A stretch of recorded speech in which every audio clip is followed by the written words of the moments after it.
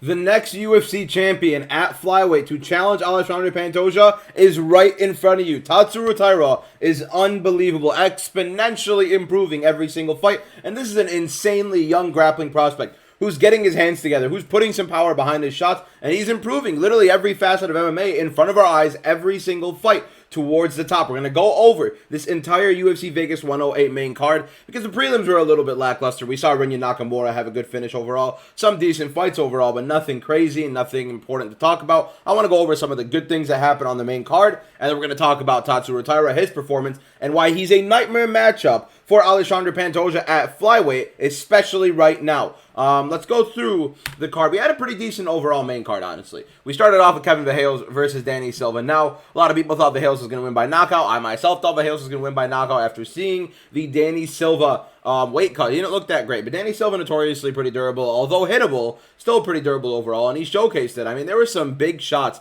that Verheels landed in this fight that were insane, and I thought Danny Silva would have gone out to a couple of these. I mean, there were some beautiful left hooks, some really good overhand rights that Verheels landed.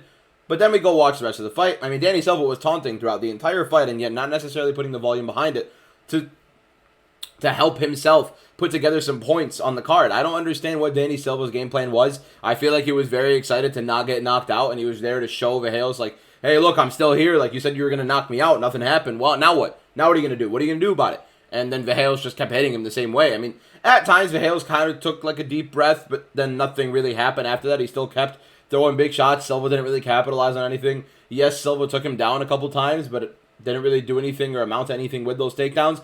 I thought it was a weird game plan from Silva to try to will yourself on the basis of not getting knocked out, as opposed to just trying to win the fight, trying to put points together. I mean, he was backing up Verheels. And if you're on the front foot against Verheels and you have the size advantage and I mean, like, I don't know what Silva was waiting for. Silva was also, like, for the most part, trying to play counterpuncher. He kept trying to will Verheels on for Verheels to throw, and then Verheels lands, and then it just leaves Danny Silva to try to counter sometimes, which sometimes it worked, sometimes it really didn't, and he just got outlanded every single round. Bigger shots of Verheels every single round as well. I don't know what the game plan of Danny Silva was. He's honestly a much better fighter than he showed in this fight, although he made it look a little bit competitive against Verheels, where he was, taunting and getting himself in his face and landing some good shots, getting some takedowns overall. But yeah, decent overall performance from both guys. Danny Silva just pretty. I don't get what was going on with him, man. I don't understand exactly what he was willing to do and why he kept taunting like that, unless it was just solely like, hey, you didn't knock me out, I'm right here, and thinking he was winning. I mean, I think he actually believed he won the fight, which is a little bit interesting to say the least at the end of it. But Verheels, really good performance overall. I think this is a new contender. I think it's a very not new contender, obviously, really good prospect overall. It's going to start getting himself into contendership pretty soon with the hype he has built in the UFC. Why they shoved him in the Apex, I have no idea. This fight should have been in front of a crowd, and you're going to be hearing a bit of that out of me in this, because we go back to the Apex after God knows how long, and it literally felt like the life was sucked out of a lot of these fights. And I mean, could you imagine the three insane fights that we saw, even the four, including the main event, that we saw on this main card?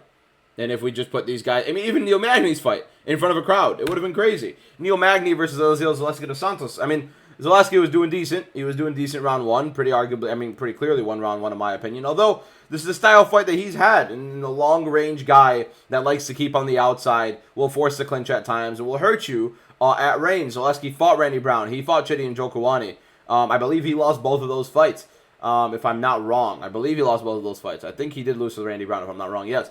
And he just got finished by Chidi Njokuani. But then, Neil Magny doesn't typically have the biggest of threats overall when it comes to being on the feet, hitting you on the feet, hurting you pretty badly overall. But then he does that to Zaleski in round two. The same thing Zaleski keeps getting hurt by. It's in the clinch. He gets kneed by Neil Magny. He goes down. Neil Magny ends up getting back mount, and he just flattens out Zaleski, hammering down, and Zaleski's done. He's done for the fight.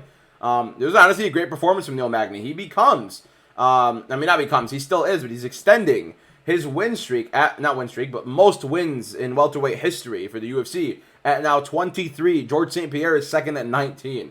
Neil Magny is cooking up. He's doing well. He's doing great. The guy's extending his career overall. He turned 38 like the day after, so today basically he turned 38. It was a good performance for him, honestly. I mean, if you go look at Neil Magny's resume, it's him just losing to the absolute top guys, young prospects, and then literally everybody else, he's just vetting. He's beating them. He's whooping everybody who doesn't belong in the top 15. This is the truest of gatekeepers in the UFC. I mean, you cannot get better than Neil Magny as gatekeeper. And honestly, it's not that big of an insult. you can't really insult him for being a gatekeeper right now because he's beating guys who are pretty decent. And Mike Malott, and as a big underdog as well, Zaleski dos Santos, like, he's beating these guys who are favorite to beat him, guys who are actually pretty decent, pretty dangerous. And I mean, he just finished two. He finished Mike Malott, and he finished Daniel Rodriguez, which Kevin Holland just lost to, and he finished Zaleski dos Santos. He's getting finishes at the latter end of his career against these guys who are fringe top 15 level fighters. But if you're not actually top 15 level, if you're not a guy who can contend even in the top 10, Neil Magny's probably going to whoop you for the most part. It's just simple as that. And yeah, I mean, we're watching it happen at 38 years old. Magny's beating the life out of Zaleski dos Santos. Why I said his full name again, I have no idea. I keep butchering and I keep just making sure I say, yeah, good performance from Magny. Honestly, I was watching it and I was annoyed that I made this prediction of Dos Santos, knowing that, like, okay, like, we watched this over and over with Randy Brown and with Chidi and Jokawani, where I picked Chidi and Jokawani against, I picked Randy Brown and Chidi and Jokawani against Zaleski, and I mean, we're just watching this happen. I don't know. A really good performance from Magny. Horrible prediction by me. We have, in my opinion, one of the fights of the year, where Kevin Vallejos versus Danny Silva was considered fight of the night for sure. And then we go on to Ribovix versus Brenner, where they basically put everything on the line, and we're watching them give years up on their lives to give us good entertainment overall. And I mean, unbelievable from these two. What an insane fight. Literally 3 straight rounds, 15 straight minutes of going at it. There's not a single bit of letback between these two with their punches, with their strikes. It was so fun. Ribovix, I think, ends up dropping Brenner in round 1, but Brenner's as durable as it gets. I mean, the guy's as big of a dog as you can ever get. And he's landing some big shots. I said in the breakdown that Brenner is going to land some big shots, and Ribovix is very hittable, as you could see in this picture. Ribovix was pretty hittable in this fight. But of course, the volume of Ribovix is always going to overwhelm most of his opponents that are not going to be putting together big shots to hurt him. Really good grappling to take him down. But Ribovix had an insane sprawl I really want to talk about. In the beginning of this fight, Brenner immediately shot a takedown. And Ribovix had like a 6 sprawl, where it was a side sprawl, put his hip into Brenner's, like the top of his back, or kind of his head, and fully got out of that takedown. It was a beautiful sprawl. Ribovix is really explosive, really good athlete. Very fun strikes overall. I put stuff together pretty well overall on the feet, but he does telegraph a little bit of it. He does open up a little bit too early at times and leaves himself open with extended combinations, and it's going to lead to him getting hurt pretty badly against top-level competition and probably finished later on against top-level competition. This durability is not going to last that long, but this is a fight of the year contender. If you're not watching this fight and thinking it's fight of the year contender, you have no idea what you're watching. But this fight should have been in front of a crowd. Esteban Ribovix had a fight of the year contender against, I don't know if that won fight of the year or not. I can't remember exactly what won fight of the year. This might have, I'm not sure. Ribovix against Zellhuber at the Sphere last year, and they shoved him into the Apex. There's also another guy that had a fight of the year contender last year that they also shoved into this same Apex card, which we'll go over. But Brenner's a fight of the year contender fighter every single time you put him out there with somebody, especially somebody who's going to put some volume on, and we just watched a fight of the year contender against Ribovix. Sick fight. Ribovix clearly won the fight, in my opinion, but an unbelievable performance between the two, and I want to watch every single one of their fights. Every single time Brenner gets booked, every single time that Ribovix gets booked, we're going to be ready to watch it. And then this is the other guy. Mateusz Rebecki was a fight of the year contender against Miktabek Orolbai last year, and they ended up shoving him into this Apex card as well. I mean, if we had crowds behind the Vallejos fight, this fight, and the Ribovix fight, it would have been an unbelievable main card night for the UFC. Even when Magny gets the finish, the Nora Cornol fight we're not going to talk about because it wasn't really anything fun. Cornol versus Rosa was Rosa basically dominating her the last 2 rounds. Cornol basically kind of having some big success in round 1, but it was pretty even in round 1. But this fight, Rebecki versus Duncan. I don't know how Chris Duncan keeps doing it. The guy went from not durable whatsoever in his career to where he eats a big shot and all of a sudden he's going down repeatedly over and over and over again, and all of a sudden he's beating these top guys. He's guillotining Vucenic. I mean, not top guys necessarily, but he's guillotining Vucenic. He's guillotining Balajiolki. These guys who are looking good against him in these fights. But I don't think Rebecki looked like he separated at all in this fight early. It's not like Duncan came back. It's not like Duncan kept himself there and Rebecki had to start waning down as the fight went on. No, I thought it was a very competitive fight throughout the entirety of the 3 rounds. I thought 30-27 Duncan was a very bad call. I thought Rebecki clearly won round 1. But it wasn't like some gigantic gap, but he did outstrike him significantly. I thought he landed some big shots. I think that cut on Rebecki's forehead that Duncan had with the elbow ended up giving some a judge a round for Duncan, which, I mean, again, these judges definitely do not watch these fights, especially if it's in the Apex, you can start telling. But yeah, this was a sick fight. This is another fight of the year contender.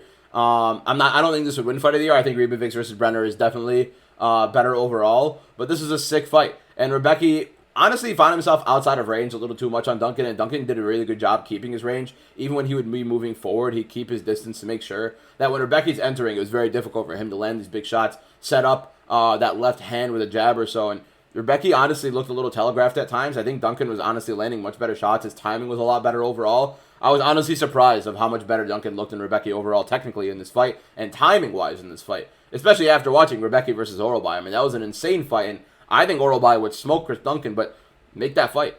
Make Orolbai versus Duncan. Or maybe make, like, Ribovics versus Duncan. First, the guy that wins that fight goes on to fight a big fight at the top 15 or so. Like, you have a couple good guys you can start making some big fights against. I think you should mix up matchups between, like, Orolbai, Duncan, Ribovics, and Nazim Sadikov. I think those are 4 guys that should be starting to fight fringe top 15 fights against each other to see who should go on to fight within the top 15 of the UFC. And this is, I mean, they're putting on banger after banger. The 4 guys I mentioned. Name a boring fight from Chris Duncan. Name a boring fight. I mean, maybe the Omar Morales fight, but Chris Duncan, for the most part, is putting on bangers. Name a boring fight from Ribovics. You really can't. Name a boring fight. Maybe the Radzhabov fight. But yeah, I mean, honestly, look, for the most part, these guys are putting on absolute bangers. They're always going to put on fight of the year contenders for you for the most part, as long as their partner is willing to, of course. But yeah, Sadikov always putting on bangers. Orolbai always putting on bangers. You have to bring these guys in. I think it's crazy to not bring these guys who are on these big win streaks. I mean, obviously Orolbai just lost to Rebecki, but really good overall performances, starting to push forward. This is a beautiful fight. I'm going on tangent right now. Now, I switched my prediction for the first time ever, and I completely regret it, obviously, because I lost it. But anyways, Tatsuro Taira looked unbelievable. Looked unbelievable against Hyun-Sung Park. On the feet, hurt him early in this fight. I thought Hyun-Sung Park would have had the advantages on the feet. Tatsuro Taira is improving at an exponential rate. Tatsuro Taira is the biggest threat to Alexandre Pantoja, and by biggest threat, I mean he's going to beat him. He is by miles the most significant grappler Pantoja would be facing right now in the UFC in flyweight right now. He is an unbelievable jiu-jitsu player. His takedowns are not looking nearly as telegraphed as they've ever had. I think his cardio is right up there. I think his pace is fantastic. I think on the feet, he cracks. I think he's great on the feet. I want to see him deal with the pressure of Pantoja early and see how that fight would end up being. I want to see these scrambles. But when you watch Alexandre Pantoja losing to Askar Askarov, we watch Alexandre Pantoja losing to Davison Figueiredo. Tatsuro Taira has bricks for hands at this point. I mean, the guy knocked down Hyun-Sung Park immediately. I know a lot of people are going to say Park is on short notice. Park really had never fought anybody in the UFC, and this was basically a layup for Tatsuro Taira.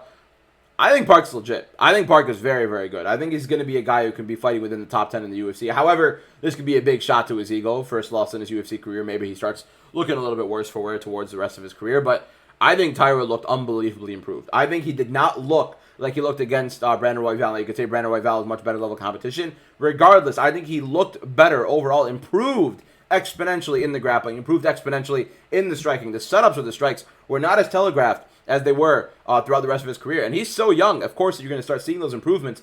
But when you see him that exponentially, especially towards the top, this is where you start having these fighters start showcasing themselves to be at the top of the game. And this flyweight division is ridiculously deep. You could say it's deeper with guys who could actually contend for the title than welterweight. And welterweight, in my opinion, is the #1 division in the UFC right now, but the only one rivaling it is going to be this flyweight division. And I actually cannot wait to keep watching these fights. I cannot wait to see who's going to keep competing at the UFC level top of flyweight, because we have Josh Van, we have Tatsuro Taira, we have Loner Kavanagh coming to fight, in my opinion, my favorite prospect right now in the UFC that's not a contender. Loner Kavanagh is going to be fighting Charles Johnson. We have a bunch of guys, and Brandon Moreno, Brandon Royval, they're still towards the top. These are guys that definitely can still contend.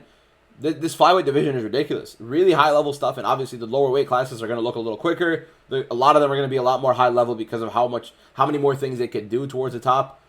I don't know. I think Tatsuro Taira is going to be able to beat Alexandre Pantoja. I think he can mitigate the grappling as much. I think he can have some success in the grappling. I think this was an unbelievable performance to showcase how improved he has become and how much better he's going to get every single fight. I think they're going to make Tatsuro Taira versus Brandon Moreno. I think this is a gigantic win for Taira if he does win that fight, which I do think he beats Moreno. I think he can control him on the mat. I did not like how hittable Moreno was against Erceg, where Erceg didn't really set up his shots well. Although Moreno did separate in that fight, I think Taira's going to be able to land some decent shots.